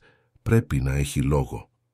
Ο Γεώργιος χαμογέλασε, ένα χαμόγελο που φώτισε το κουρασμένο του πρόσωπο. «Είσαι καλός άνθρωπος, Αλέξανδρε Σταυρόπουλε, καλύτερος από ό,τι πιστεύεις». Πριν προλάβει ο Αλέξανδρος να απαντήσει, το κουδούνι της εξώπορτας χτύπησε. Η Ζωή σήκωσε το κεφάλι της από τα λουλούδια, κοιτάζοντας με περιέργεια. «Περιμένετε κάποιον?» ρώτησε ο Αλέξανδρος. Ο Γεώργιος κούνησε το κεφάλι του. «Όχι που να ξέρω». «Θα πάω εγώ να δω», προσφέρθηκε ο Αλέξανδρος, σηκωνόμενος από την καρέκλα του.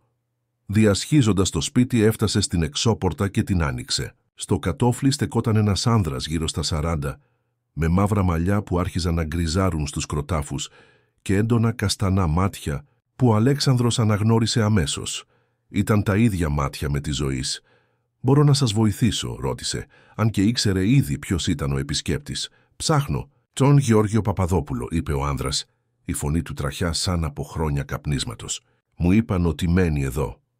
«Και ποιος τον αναζητεί?» ρώτησε ο Αλέξανδρος, παρόλο που η απάντηση ήταν προφανής. «Ο γιος του», απάντησε ο άνδρας, «ο Ανδρέας Παπαδόπουλος». Ο Αλέξανδρος ένιωσε ένα κύμα διαφόρων συναισθημάτων να τον κατακλείζει. Έκπληξη, οργή, ανησυχία. Μετά από τόσους μήνες αναζήτησης, ο πατέρας της Ζωής είχε εμφανιστεί ξαφνικά στο κατόφλι τους. Και η χρονική στιγμή δεν θα μπορούσε να είναι πιο ηρωνική. «Περάστε», είπε τελικά, κάνοντας ένα βήμα στο πλάι για να τον αφήσει να μπει. «Ο πατέρας σας είναι στον κήπο». Ο Ανδρέας μπήκε μέσα, κοιτάζοντας γύρω του με περιέργεια. Φορούσε φθαρμένα τζιν και ένα απλό πουκάμισο και κουβαλούσε έναν μικρό σάκο στον ώμο του.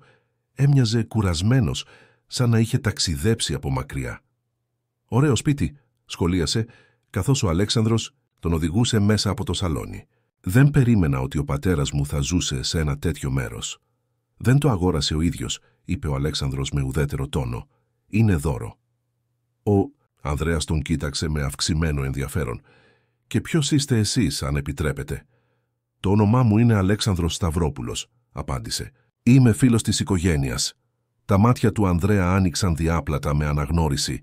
«Σταυρόπουλος, ο εφοπλιστής, ο παλιός αφεντικό του πατέρα μου». «Ακριβώς», επιβεβαίωσε ο Αλέξανδρος ανοίγοντας την πόρτα που οδηγούσε στον κήπο. Στον κήπο η Ζωή είχε πλησιάσει τον παππού της και στεκόταν τώρα δίπλα του κοιτάζοντας με περιέργεια προς το σπίτι. Όταν είδε τον Αλέξανδρο να βγαίνει με τον άγνωστο άνδρα, συνοφριώθηκε ελαφρά. Ο Γεώργιος από την άλλη πάγωσε μόλις αναγνώρισε τον επισκέπτη. Το πρόσωπό του που λίγα λεπτά πριν ήταν γαλήνιο και χαμογελαστό έγινε ξαφνικά σοβαρό και ανέκφραστο. «Γεια σου πατέρα», είπε ο Ανδρέας, προχωρώντας μπροστά από η Ανδρέα. Απάντησε ο Γεώργιος, η φωνή του επίπεδη. Πέρασε πολύς καιρός. Η Ζωή κοίταζε με απορία τον άγνωστο άνδρα και μετά τον παππού της, προσπαθώντας να καταλάβει τι συνέβαινε. Ο Αλέξανδρος είδε το βλέμμα της να πηγαίνει πίσω και μπρος και μετά να σταματά στα μάτια του Ανδρέα, μάτια ίδια με τα δικά της. «Μπαμπά», ψιθύρισε τελικά, η φωνή της τόσο χαμηλή που μετά βίας ακούστηκε. Ο Ανδρέας γύρισε προς το μέρος της και για μια στιγμή έμεινε ακίνητος, κοιτάζοντάς την σαν να έβλεπε φάντασμα. «Ζωή», είπε τελικά, «μεγάλωσες τόσο πολύ». Η Ζωή έμεινε ακίνητη, σαν να μην ήξερε πώς να αντιδράσει. Ο Αλέξανδρος ένιωσε την παρόρμηση να τρέξει κοντά της, να την προστατεύσει από οποιαδήποτε απογοήτευση μπορεί να ακολουθούσε, αλλά ήξερε ότι έπρεπε να αφήσει αυτή τη στιγμή να εξελιχθεί όσο δύσκολο κι αν ήταν. «Γιατί είσαι εδώ, Ανδρέα?» ρώτησε ο Γεώργιος, η φωνή του τώρα πιο σκληρή. «Μετά από τόσο καιρό, γιατί εμφανίστηκες ξαφνικά?» Ο Ανδρέας έστρεψε ξανά την προσοχή του στον πατέρα του. «Άκουσα για το ατύχημά σου», είπε. «Άργησα να το μάθω, ήμουνα μακριά, αλλά μόλις έμαθα, ήρθα όσο πιο γρήγορα μπορούσα». «Πέρασαν 2 χρόνια από το ατύχημα», είπε ο Γεώργιος χωρίς να κρύβει τη δυσπιστία του, «και ένας χρόνος από τότε που υποσχέθηκε στη Ζωή ότι θα επιστρέψει σύντομα». Ο Ανδρέας φάνηκε να συρρυκνώνεται ελαφρά κάτω από το κατηγορητικό βλέμμα του πατέρα του. «Τα πράγματα περιπλέχθηκαν», είπε αδύναμα. «Είχα προβλήματα, χρέη, δεν μπορούσα να επιστρέψω μέχρι να τα τακτοποιήσω». «Και τώρα τα τακτοποίησες?» ρώτησε ο Γεώργιος. Ο Ανδρέας δίστασε για μια στιγμή. «Όχι ακριβώς», παραδέχτηκε, «αλλά βρήκα μια δουλειά σε ένα εμπορικό πλοίο με προορισμό την Αυστραλία. Φεύγουμε σε 2 εβδομάδες. Σκέφτηκα ότι ίσως η Ζωή θα μπορούσε να έρθει μαζί μου». Ο Αλέξανδρος ένιωσε το αίμα του να παγώνει. Ο Ανδρέας ήθελε να πάρει τη Ζωή μαζί του, να την απομακρύνει από τον παππού της, από το σχολείο της, από την ασφάλεια που είχε μόλις αρχίσει να χτίζει. Η Ζωή, που μέχρι τώρα είχε μείνει σιωπηλή, κοίταξε τον πατέρα της με έκπληξη. «Να έρθω μαζί σου», επανέλαβε. «Στην Αυστραλία». «Ναι», είπε ο Ανδρέας, προσπαθώντας να ακουστεί ενθουσιώδης. Θα είναι μια μεγάλη περιπέτεια. Θα δεις νέα μέρη, θα γνωρίσεις νέους ανθρώπους και θα είμαστε μαζί, επιτέλους. Ο Γεώργιος κοίταξε τον γιο του με απορία. Πώς σκοπεύεις να φροντίσεις ένα παιδί σε ένα εμπορικό πλοίο, Ανδρέα? Πώς θα πάει σχολείο? Πώς θα έχει μια φυσιολογική ζωή? Θα βρούμε τρόπο, είπε ο Ανδρέας αόριστα. Υπάρχουν σχολεία στην Αυστραλία και μόλις εγκατασταθώ εκεί θα μπορέσω να της προσφέρω μια καλή ζωή. Ο Αλέξανδρος παρατήρησε την έκφραση της ζωής να αλλάζει από έκπληξη σε σύγχυση και μετά σε κάτι που έμοιαζε με φόβο. Ήταν προφανές ότι η ιδέα να αφήσει τον παππού της και να φύγει με έναν πατέρα που μετά βίας γνώριζε την τρόμαζε. «Νομίζω ότι αυτή είναι μια συζήτηση που πρέπει να γίνει με ηρεμία», παρενέβη ο Αλέξανδρος, νιώθοντας την ανάγκη να προστατεύσει τη ζωή από την αναταραχή. «Ζωή, γιατί δεν πας μέσα να φέρεις λίγο τσάι για όλους και ίσως μπορείς να δείξεις στον μπαμπά σου το δωμάτιό σου αργότερα». Η Ζωή τον κοίταξε με ευγνωμοσύνη για τη διέξοδο που της προσέφερε. «Εντάξει», είπε και έτρεξε προς το σπίτι, φανερά ανακουφισμένη που έφευγε από την άβολη κατάσταση. Μόλις η Ζωή μπήκε στο σπίτι, ο Γεώργιος στράφηκε προς τον γιο του με ένα αυστηρό βλέμμα. «Τι παιχνίδι παίζεις, Ανδρέα?» ρώτησε ευθέως.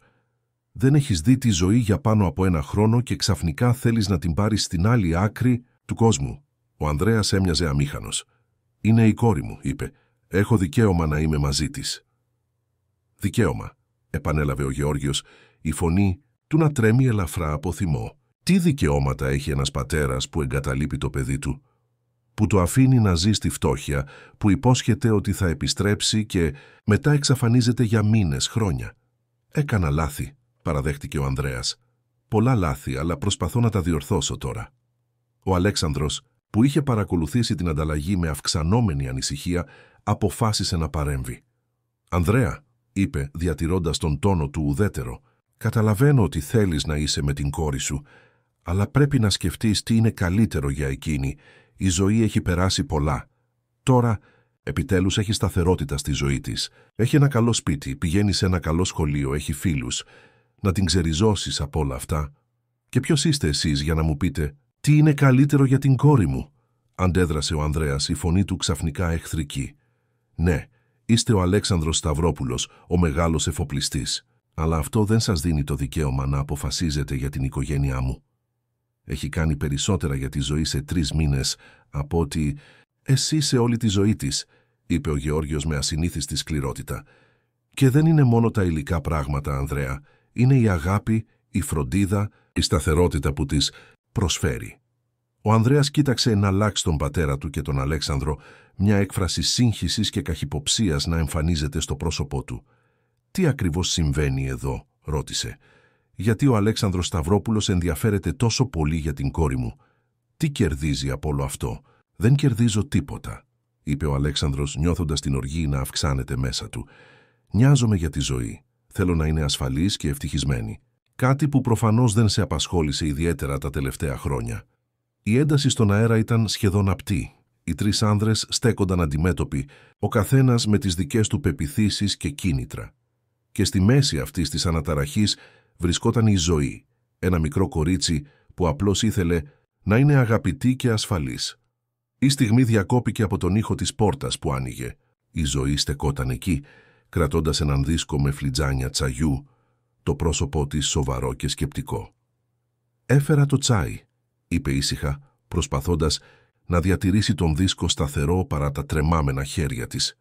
Ο Αλέξανδρος πήγε γρήγορα κοντά της, παίρνοντας τον δίσκο από τα χέρια της. «Ευχαριστώ, Ζωή», είπε, προσπαθώντας να της δώσει ένα καθησυχαστικό χαμόγελο. «Ελάτε, ας καθίσουμε όλοι και ας μιλήσουμε ήρεμα». Κάθισαν γύρω από το μικρό τραπέζι του κήπου, η ατμόσφαιρα βαριά από αφάνταστη ένταση. Η Ζωή καθόταν ανάμεσα στον παππού της και τον Αλέξανδρο απέναντι από τον πατέρα της. Κοιτούσε τον δίσκο με το τσάι, αποφεύγοντας τα βλέμματα των ενηλίκων. «Ζωή», είπε τελικά ο Ανδρέας, προσπαθώντας να μαλακώσει τη φωνή του. «Πρέπει να ξέρεις ότι σε αγαπώ και λυπάμαι που έλειπα τόσο καιρό. Αλλά τώρα είμαι εδώ και θέλω να είμαστε μαζί, όπως μια κανονική οικογένεια». Η Ζωή σήκωσε αργά το βλέμμα της, κοιτάζοντας τον πατέρα της με μια έκφραση που ο Αλέξανδρος δεν μπορούσε να ερμηνεύσει. Ήταν θυμός, φόβος, Ελπίδα, ίσως ένα μείγμα όλων αυτών. «Θέλεις να έρθω μαζί σου στην Αυστραλία?» ρώτησε, η φωνή της σταθερή παρά την προφανή αναστάτωσή της. «Ναι», είπε ο Ανδρέας, «θα είναι μια νέα αρχή για μας, μακριά από όλα τα προβλήματα, όλα τα λάθη του παρελθόντος». Η ζωή έμεινε σιωπηλή για μια στιγμή, σαν να επεξεργαζόταν την πρόταση. Μετά κοίταξε τον παππού της. «Και ο παππούς?» ρώτησε. «Θα έρθει κι αυτός?» Ο Ανδρέας δίστασε, μια έκφραση αμηχανίας να περνά από το πρόσωπό του. Δεν νομίζω ότι αυτό είναι δυνατό, ζωή», είπε τελικά. «Η υγεία του παππού και η δουλειά μου είναι περίπλοκο». Η ζωή γύρισε προς τον Αλέξανδρο, τα μάτια της να αναζητούν κάποια απάντηση, κάποια διαβεβαίωση. «Και εσύ?» ρώτησε απλά. Ο Αλέξανδρος ένιωσε την καρδιά του να σφίγγεται. Τι μπορούσε να πει? Πώς μπορούσε να ανταγωνιστεί τον πραγματικό της πατέρα? «Ζωή», είπε απαλά, «αυτή είναι μια απόφαση που πρέπει να πάρεις εσύ. Αλλά θέλω να ξέρεις ότι ό,τι και αν αποφασίσεις, θα είμαι πάντα εδώ για σένα και για τον παππού σου». Η ζωή τον κοίταξε για μια μακριά στιγμή και μετά απροσδόκητα χαμογέλασε, ένα μικρό θλιμμένο χαμόγελο. «Ξέρω», είπε απλά, και σε αυτές τις δύο συλλαβές ο Αλέξανδρος άκουσε μια εμπιστοσύνη και μια πίστη που τον συγκλώνησε. Στράφηκε ξανά προς τον πατέρα της. «Μπαμπά», είπε η φωνή της τώρα πιο σταθερή, «δεν μπορώ να έρθω μαζί σου στην Αυστραλία. Όχι τώρα. Ο παππούς με χρειάζεται και εγώ χρειάζομαι το σχολείο μου, τους φίλους μου». «Αλλά εσύ», πρόσθεσε, βλέποντας την απογοήτευση στο πρόσωπο του Ανδρέα, «θα ήθελα να μείνεις για λίγο, να περάσουμε χρόνο μαζί, να σε γνωρίσω καλύτερα». Ο Ανδρέας φάνηκε να ευνηδιάζεται από την ωριμότητα της απάντησής της. Κοίταξε γύρω του, σαν να έψαχνε κάποια διέξοδο, κάποιο επιχείρημα που θα μπορούσε να αλλάξει το μυαλό της. Αλλά μετά από μια στιγμή τα ώμοι του έπεσαν σε μια χειρονομία παρέτησης. «Εντάξει», είπε τελικά, «θα μείνω για λίγο, θα γνωριστούμε καλύτερα και μετά θα δούμε».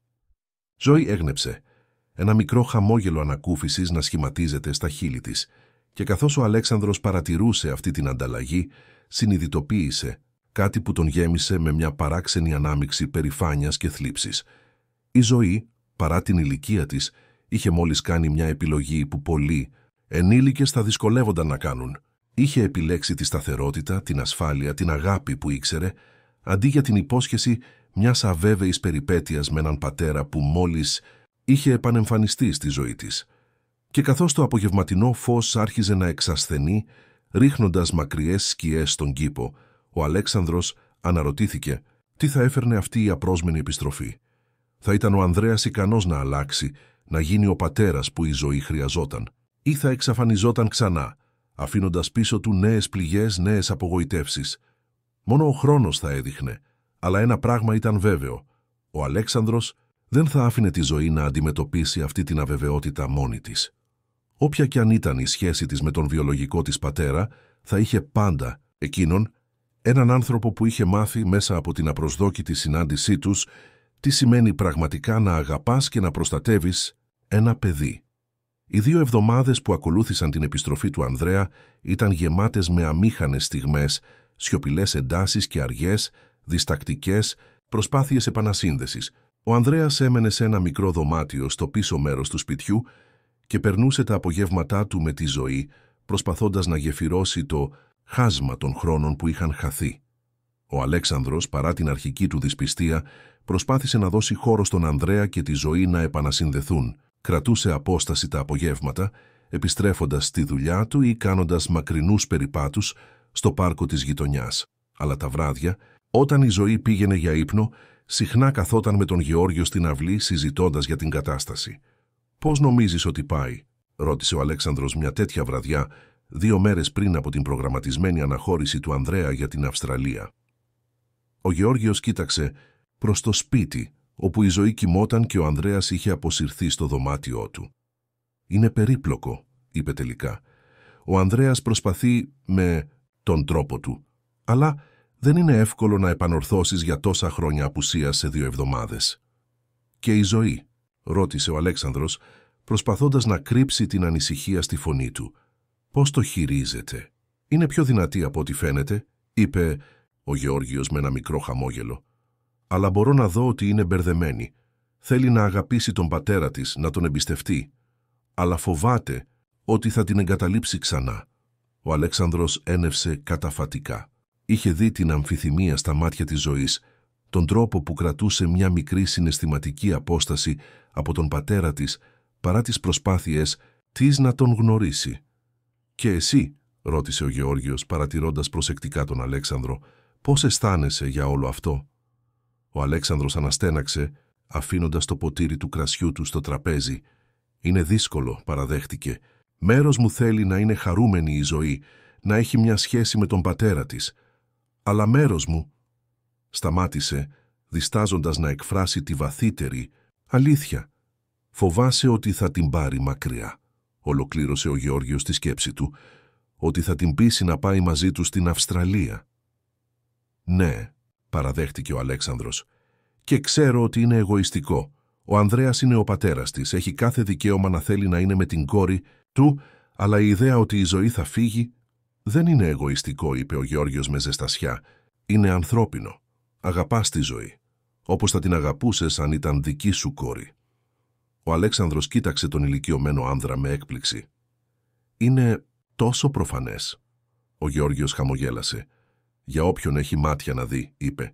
«Ο τρόπος που την κοιτάς, που μιλάς μαζί της, που φροντίζεις, κάθε της ανάγκη, είναι η αγάπη ενός πατέρα, Αλέξανδρε.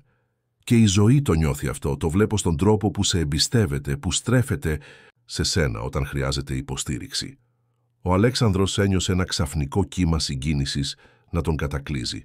Δεν είχε συνειδητοποιήσει πόσο βαθιά είχαν γίνει τα συναισθήματά του για τη ζωή, πόσο ολοκληρωτικά είχε μπει στην καρδιά του.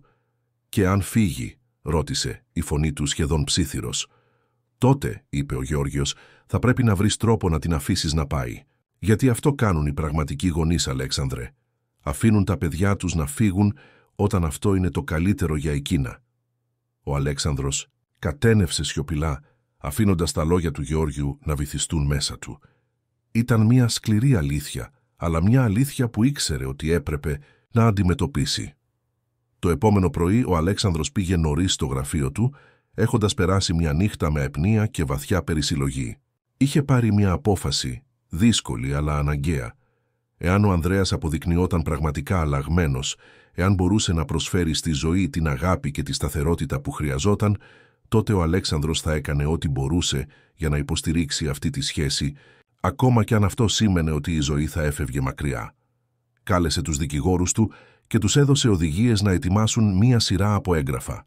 Ένα εκπαιδευτικό ταμείο για τη ζωή που θα κάλυπτε όλες τις ανάγκες της μέχρι το πανεπιστήμιο. Μια μηνιαία επιχορήγηση για τον Ανδρέα, αρκετά γενναιόδορη, ώστε να του επιτρέπει να παρέχει ένα άνετο σπίτι για εκείνον και τη ζωή, όπου κι αν αποφάσιζαν να εγκατασταθούν, και ένα συμβόλαιο για τη μεταβίβαση του σπιτιού στο όνομα του Γεώργιου, εξασφαλίζοντας ότι ο ηλικιωμένος άνδρας θα είχε πάντα ένα ασφαλές μέρος να μείνει. Καθώς υπέγραφε τα έγγραφα, ο Αλέξανδρος ένιωσε ένα παράξενο μείγμα θλίψης και ηρεμίας. Θλίψη για την πιθανότητα να χάσει τη ζωή, αλλά ηρεμία γνωρίζοντας ότι έκανε ό,τι μπορούσε για να εξασφαλίσει το μέλλον της. Όταν επέστρεψε στο σπίτι αργά το απόγευμα, βρήκε τη ζωή και τον Ανδρέα στον κήπο. Ο Ανδρέας έδειχνε στη ζωή πώς να δένει ναυτικούς κόμπους, μια δεξιότητα που είχε μάθει στα χρόνια του στη θάλασσα.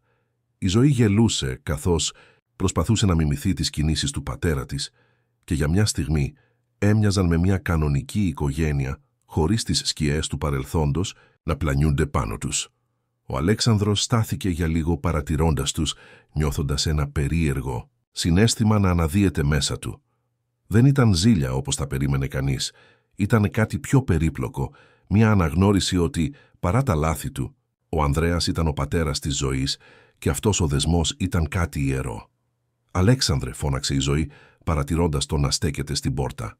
«Έλα να δεις, ο μπαμπάς μου δείχνει πώς να δένω κόμπους».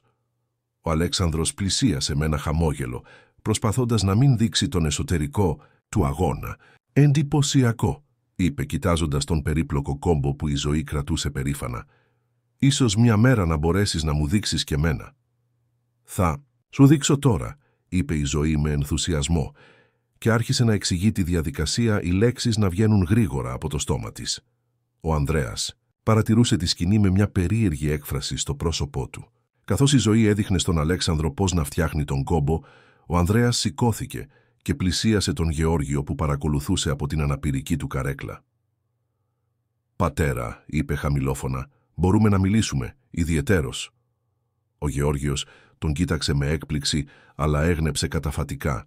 Ο Ανδρέας άρχισε να σπρώχνει την αναπηρική καρέκλα προς το σπίτι, αφήνοντας τον Αλέξανδρο και τη Ζωή μόνους στον κήπο. «Πώς ήταν η μέρα σου με τον μπαμπά σου?» ρώτησε ο Αλέξανδρος, καθώς κάθονταν σε έναν πάγκο κοντά στα τριαντάφυλλα. Η Ζωή ανασήκωσε τους ώμους της. «Καλή», είπε. «Μου έδειξε φωτογραφίες από τα ταξίδια του και μου μίλησε για τα μέρη που έχει δει. Και μετά μου έμαθε τους κόμπους». Σταμάτησε κοιτάζοντας το σκοινί στα χέρια της. «Αύριο φεύγει», πρόσθεσε ήσυχα. «Ναι», είπε ο Αλέξανδρος νιώθοντας την καρδιά του να σφίγγεται. «Το πλοίο του αναχωρεί αύριο το βράδυ». Ζωή έμεινε σιωπηλή για μια στιγμή, στριφογυρίζοντας το σκοινί στα δάχτυλά της. «Μου ζήτησε ξανά να πάω μαζί του», είπε τελικά. «Είπε ότι θα μπορούσα να ζήσω μαζί του στην Αυστραλία, ότι θα πήγαινα σε ένα καλό σχολείο εκεί και ότι θα μπορούσαμε να ξεκινήσουμε μία νέα ζωή». Ο Αλέξανδρος ένιωσε την αναπνοή του να παγώνει. «Και τι του είπες?» ρώτησε, προσπαθώντας να διατηρήσει τη φωνή του σταθερή. «Του είπα ότι δεν μπορώ να αφήσω τον παππού μου», απάντησε η Ζωή. «Είναι άρρωστος και με χρειάζεται». Σταμάτησε ξανά κοιτάζοντας τον Αλέξανδρο κατάματα και του είπα ότι δεν μπορώ να αφήσω και εσένα. Ο Αλέξανδρος ένιωσε ένα κύμα συγκίνησης να τον κατακλείζει. «Ζωή», είπε η φωνή του ελαφρώς τρεμάμενη, «θέλω να ξέρεις ότι ό,τι και αν αποφασίσεις, εγώ θα σε υποστηρίξω.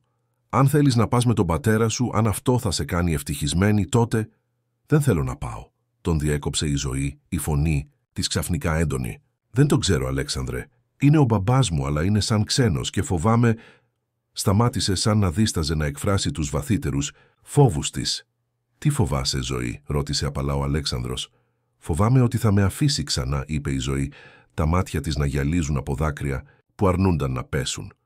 «Ότι θα πάω μαζί του και μετά κάτι θα συμβεί και θα φύγει και θα μείνω μόνη σε ένα ξένο μέρος». Ο Αλέξανδρος ένιωσε την καρδιά του να ραγίζει για αυτό το μικρό κορίτσι που είχε μάθει τόσο νωρίς πώς είναι η εγκατάλειψη.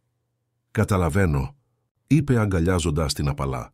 «Και είναι εντάξει να νιώθεις έτσι, Ζωή. Κανείς δεν μπορεί να σε κατηγορήσει για το ότι είσαι προσεκτική». Ζωή ακούμπησε το κεφάλι της στον ώμο του, αφήνοντας επιτέλους τα δάκρυα να κυλήσουν. «Αλέξανδρε», είπε μετά από λίγο, «μπορώ να σε ρωτήσω κάτι?» «Φυσικά», είπε εκείνος χαϊδεύοντας απαλά τα μαλλιά της, «οτιδήποτε». «Όταν ο μπαμπάς μου φύγει αύριο», είπε η Ζωή, «θα μείνεις μαζί μας με εμένα και τον παππού». Ο Αλέξανδρος αισθάνθηκε ένα ξαφνικό κύμα ανακούφισης και χαράς να τον πλημμυρίζει. «Ναι, Ζωή», είπε, η φωνή του σταθερή με τη δύναμη της υπόσχεσης. «Θα μείνω μαζί σας, για όσο με χρειάζεστε». Η Ζωή τον αγκάλιασε σφιχτά και για μια στιγμή έμειναν έτσι, ενωμένοι σε μια αγκαλιά που μιλούσε περισσότερα από 1000 λέξεις. Λίγο αργότερα ο Γεώργιος και ο Ανδρέας επέστρεψαν στον κήπο. Ο Ανδρέας φαινόταν διαφορετικός, πιο ήρεμος, πιο συγκεντρωμένος, σαν να είχε πάρει μια σημαντική απόφαση. «Ζωή», είπε πλησιάζοντας την κόρη του και τον Αλέξανδρο, «μπορούμε να μιλήσουμε για λίγο, όλοι μαζί». Η Ζωή κοίταξε τον Αλέξανδρο που της έγνεψε ενθαρρυντικά. «Εντάξει», είπε, και όλοι κάθισαν γύρω από το τραπέζι του κήπου. Ο Ανδρέας πήρε μια βαθιά ανάσα σαν να προετοιμαζόταν για κάτι δύσκολο. «Ζωή», άρχισε, «σου ζήτησα να έρθεις μαζί μου στην Αυστραλία και μου είπες ότι δεν μπορείς να αφήσεις τον παππού σου και τον Αλέξανδρο. Και αφού το σκέφτηκα και μίλησα με τον παππού, συνειδητοποίησα κάτι σημαντικό». Σταμάτησε, κοιτάζοντας τη Ζωή με ένα βλέμμα που ο Αλέξανδρος δεν είχε δει ποτέ πριν στα μάτια του. Ένα βλέμμα πραγματικής αγάπης και φροντίδας. «Συνειδητοποίησα ότι το να είσαι γονιός δεν σημαίνει να έχεις το παιδί σου κοντά σου. Σημαίνει να θέλεις το καλύτερο για αυτό, ακόμα κι αν αυτό το καλύτερο δεν είσαι εσύ». Η Ζωή τον κοίταξε με έκπληξη, προσπαθώντας να καταλάβει τι εννοούσε. «Τι προσπαθείς να πεις?» «Μπαμπά», ρώτησε διστακτικά.